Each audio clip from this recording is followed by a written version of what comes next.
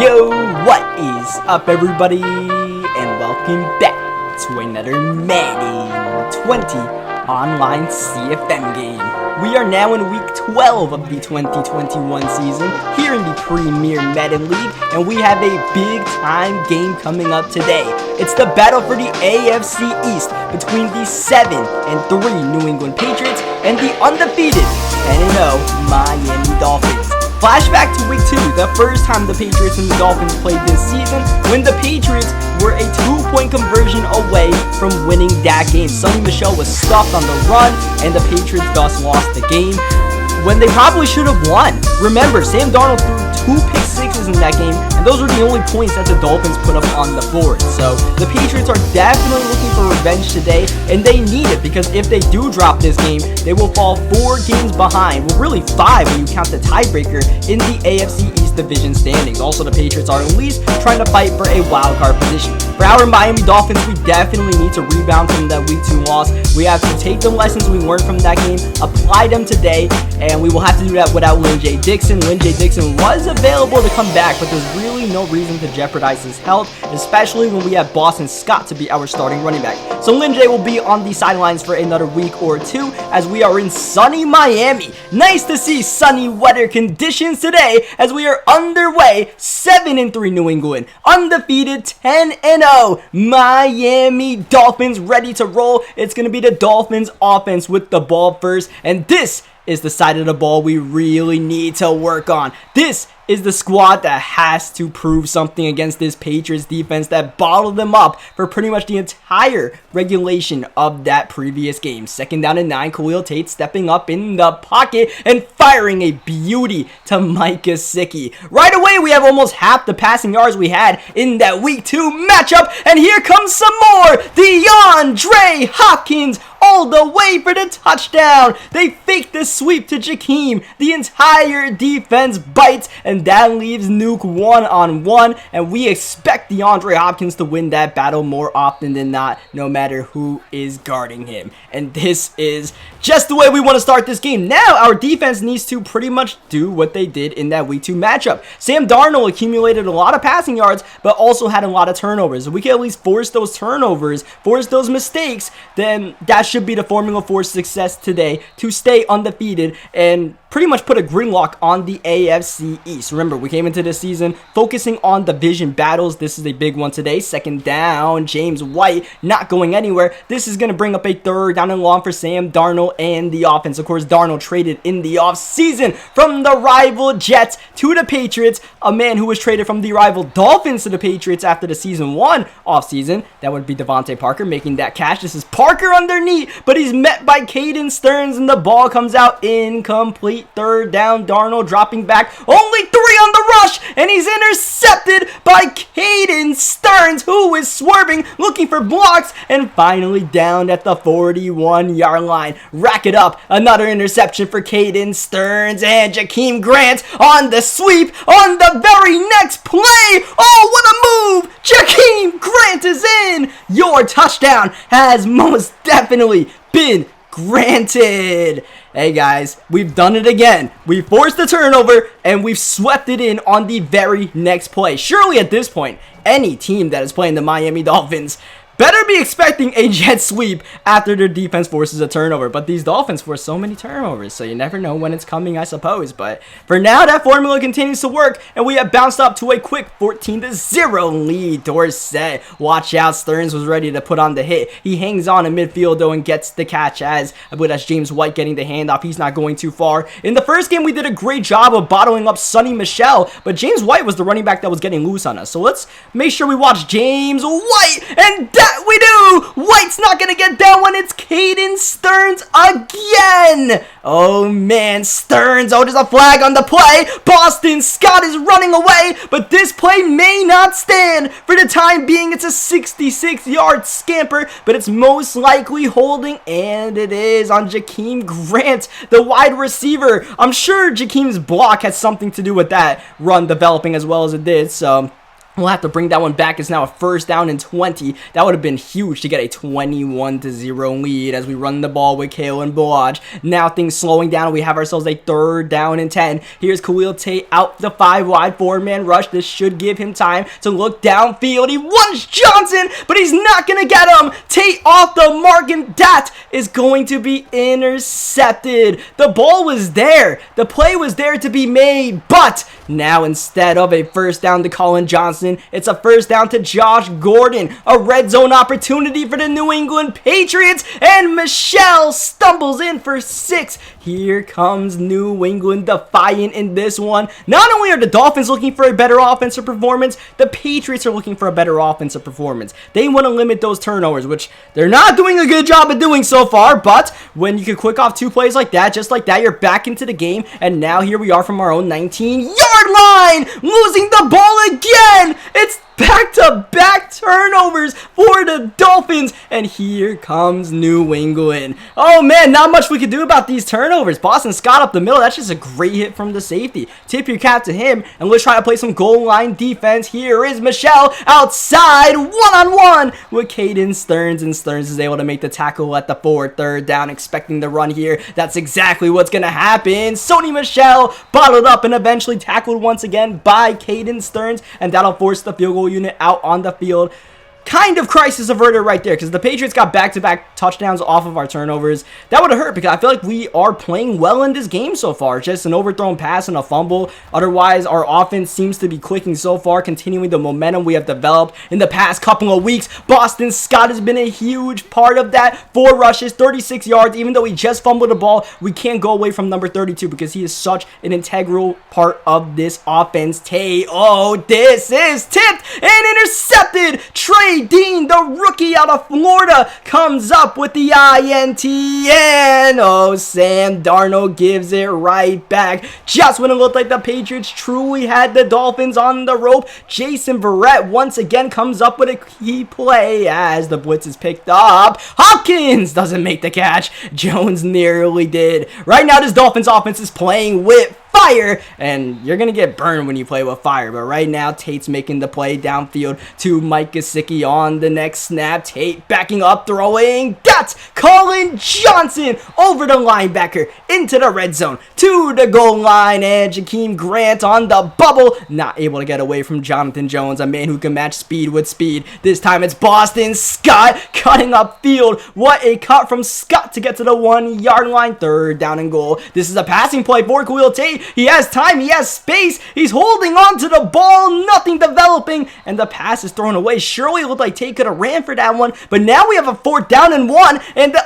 offense is on the field, and Boston Scott is in the end zone. A lot happened in that sequence there that truly could have changed this game, especially if the Patriots could have forced that 4 and out right there. Instead, Miami gets a touchdown and an 11-point lead. This has been a very exciting game so far, and we're still in this first half. There is a lot of football still to be played, so we just kind of calm this game down and really slow the pace down. This is too fast of a pace for us right now. We want to be a grit and grind defensive team, but the amount of turnovers being forced in this game has just completely turned caution to the wind. 3rd down and 5 here. Sam Darnold with the ball right for the 2-minute warning. He's looking. He has nothing open. Off the back foot and fires to Phillip Dorsett. An absolute beauty over the defensive back. Darnold is down. He is down by Malik Harrison, who's good for at least a sack a game. 2nd down and 19. Under 90 seconds to go in the half. Underneath, Darnold taking what he can get. The former Dolphin Devontae Parker answers the bell. 3rd down and 5. Darnold and the boys need this conversion. They're gonna get it. Devontae Parker looking for a major revenge game in this one, but Sam Darnold needs to avoid throwing his 4th interception in this first half. An interesting play call to run the ball right there. That's not gonna go anywhere and burn up the first timeout. Next play, Darnold right back at it. When Darnold's connecting, he looks surgical. But the problem is when you play this kind of passing attack, trying to be a quick thrower, fire it within the seams, you are at risk of throwing those interceptions. Second down and 5. Darnold under pressure. Got him! No! White is absolutely blasted by you-know-who. Caden Stearns, third down. Here's Darnold rolling to the right, getting away from the pressure, and that should have been intercepted. Malcolm Jenkins, interestingly, swats the ball as Blankenship kicks it. It was hooking right, but it's still up and good. 13-21 with 9 seconds left, most likely to score heading into halftime, unless Brashad Perriman can make something happen. A man who has returned 2 kicks for touchdowns in this 2021 campaign only gets to the 21-yard line there. Screen pass right before the end of the first half, trying to let Boston Scott do his thing, but the pass leads Scott backward, and we only get to the 26-yard line. And let's calm down, go to the locker room, chill out, and play the second half of football, and really just, like I said, just slow this tempo down. Make sure our offense is not trying to push too much, because the Patriots are prone to turning the ball over. So we just got to make them make the mistakes before we do. And that's what happens to start off. Ricardo Allen with the interception. Allen with a lane. Joe Tooney might have saved the touchdown with that tackle. Still great field position. And losing some of that field position is Tate, trying to keep the ball right there and losing 4 yards. Tate next play finding DeAndre Hopkins, who has been rather silent since that opening drive touchdown. Tate now over 200 yards, passing Boston Scott outside. Scott, look at him battle, nearly getting the first down. This is Grant in motion. Jakeem Grant up the middle. He'll get the first down, at least move the ball to the 12. Next play, Tate. He's got time against the blitz, but he's not able to locate anyone. Looked like receivers got open, but gun shy was Khalil Tate. Just trying to protect the ball in the red zone, making sure we don't turn it over. Might have came at a flaw. Third down and 2 after the Scott run. Here is Tate once again, time against the blitz, rolling left. He has space, but he's still holding on to the ball, firing in traffic, looking for Grant. Instead, it's nearly intercepted by Blackman. We had one job, make sure we protect the football, and we were doing that the entire time, overprotecting the football until we try to squeeze that ball in there to Grant. It was a chance to get a touchdown, also a big chance to get an interception. Instead, it's just a field goal. Ricardo Allen on fire, and now at this point, bend but don't break. The Patriots can get a field goal if they want. We could bleed some yardage. Oh, Flash Gordon making a spectacular grab, bouncing off of bodies at midfield. Here come the Patriots, and just like that, Devontae Parker dropping the ball. Here is James White. Bend but don't break. Don't give up the third down and long to Darnold and the offense. Darnold clean pocket, and that's a beauty, but you know who just rocked them. That's gonna be a 3 and out. This is borderline field goal range. This has to be killing the Patriots, and this punt's gonna bounce back in traffic, in danger of hitting a Miami player. Instead, the Dolphins take over from their own 8-yard line. Boston Scott with some space, cutting inside. Probably shouldn't have. Oh, Scott's not getting the ball. Instead, it's Jakeem Grant who's gonna go the wrong way. Third down and 8. Gotta be careful from near our own end zone is Khalil Tate. He's got time though. He is going right side, and that is an absolute dime to Kalen Ballage for the first down. Next play, Tate going downfield. That is Boston Scott who makes the catch in double, maybe triple coverage. The man is 5'6". He's a running back. He shouldn't be doing that. But Boston Scott continues to defy odds. In the red zone is the Dolphins offense once again. Tate looking but cannot deliver. Once again, open people in the red zone, but too gun shy is this Dolphins offense. Third down and 17. Now this is all about damage control. Tate buying as much time as he possibly can. Now going downfield to Brashad Perriman. Not close to a first down. It's going to be a Joey Sly field goal up and good, which is good because Joey Sly was almost the reason why we lost that week 2 game. Joey Sly was not on his game this time. He's making his field goals. He's making his PAT, which is big because we've been kicking a lot of boats so far. So it's going to be a 14-point game, which is a 2-touchdown lead, but the Patriots have shown that they will go for a 2-point conversion to win the game to avoid overtime. So that is the main storyline as we head to the fourth quarter. For us, bend but don't break. Don't give up that touchdown as James White gets a decent carry. He's been held in check so far. Third down.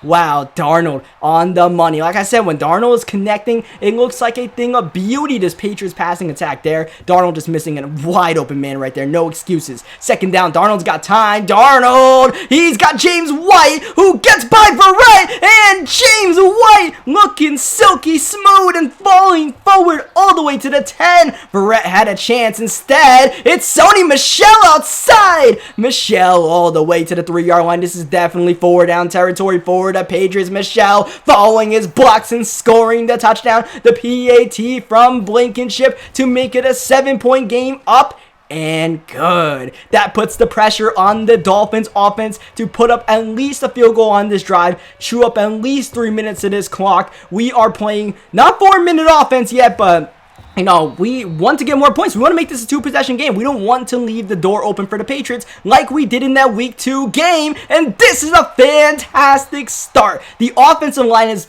just come such a long way for this Dolphins team. So we have time to pass this ball, let plays develop, and find Mike Gesicki in the middle of the field. Second down. Once again, look at this time against the 4-man rush, and Tate taking what the defense is giving him, which is Boston Scott to the 35-yard line. Here is Scott met in the backfield. That's going to be a major loss and maybe knock us out of field goal range as, Jakeem Grant getting out of the gym, and then some. Jakeem Grant gone! Your touchdown has been granted. Maybe the biggest play to keep the undefeated season alive with 5 minutes to go. Jakeem Grant looked like he was stuck, but he got away, got a couple of juke moves, and got the touchdown. Now it's a race against the clock for New England. They got to score, and they got to score quickly, whether they like it or not. It has to be touchdowns for Darnold and the boys. Darnold can't even get the pass off. He had it. He had the time at least, but Olivier Vernon eventually able to track him down, trying to catch him off guard with the run game. Not going to work. Instead, 3rd down and 14, and it's a run play again for James White. Interesting play call from the New England Patriots, and now all of a sudden we have a 4th down and 11. Game on the line. Got to go for it here, even if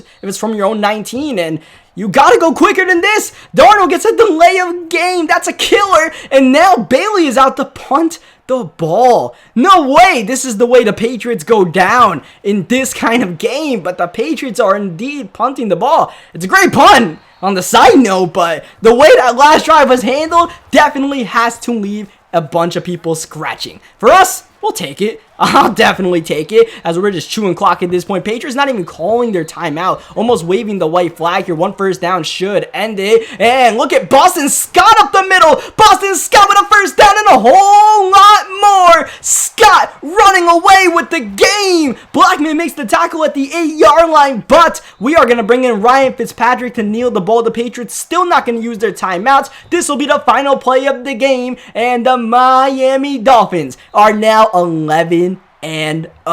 The undefeated season continues. The New England Patriots now drop to 7-4, and at this point have to focus on making the AFC playoffs as a wildcard team, because the Miami Dolphins are starting to run away with this division. In fact, the Miami Dolphins right now have their eyes on a 1st-round bye at this point. I mean, you could say that for weeks, but now it's truly looking likely that this Miami team is going to have a shot at getting a 1st-round bye, and we're going to check the division standings after this game, as well as season stats, who's leading the league in passing yards and rushing yards, and all that good stuff after we fly around here and see what's good with these stats. And you check out, of course, you got Caden Stearns doing his thing. Jerome Baker, it doesn't always show up right away, but he really racks up tackle after tackle in every single play, and he's such a big part of our run defense, as well as Raekwon McMillan. Both those linebackers, fast guys inside. Raekwon with the secure tackler, and thus we are one of the 2 teams that are still undefeated. Of course, the Chicago Bears still have not lost in this CFM. As you guys see, the AFC North is interesting to say the least. The Browns on top at 4-7.